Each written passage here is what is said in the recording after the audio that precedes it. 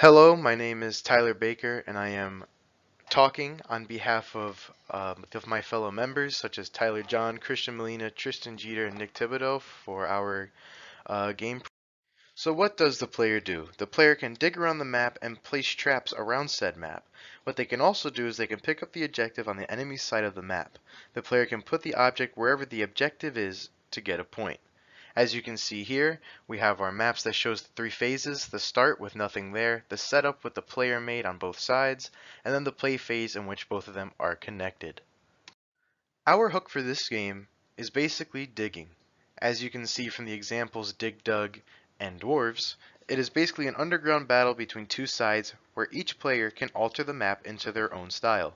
The players can dig their own paths to the enemy's objective and set traps around their own to defend their side. The rules for our game are pretty simple. The players have the beginning time to set up traps. The player cannot see the other side until the game time begins. When a player dies, they must wait about 5 seconds to respawn after being killed. Enemy traps are invisible to you, so you need to watch out wherever you're going. And the first to 3 points, or however many points you have before the game ends, whichever one comes first, will be declared the winner. The goals for our game is that the player must collect all 3 of the objectives.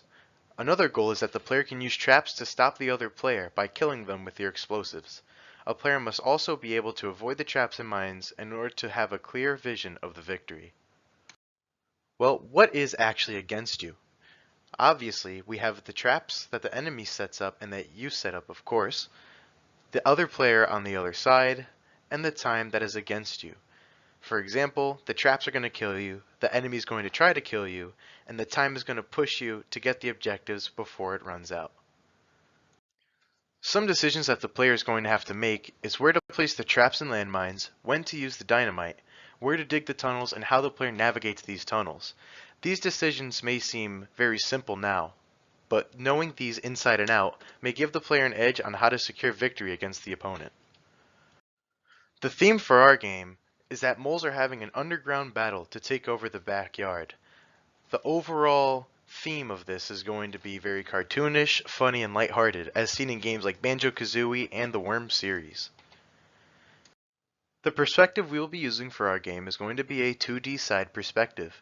In games such as Terraria, or even so as much as an ant farm, this is what we will be using the perspective to base off of. Some real-life similarities to our game can be found in games such as Brainout and Ultimate Chicken Horse. These games both have 2D size perspectives, tunnels, and customizable maps. These will be essential for the core gameplay of our game.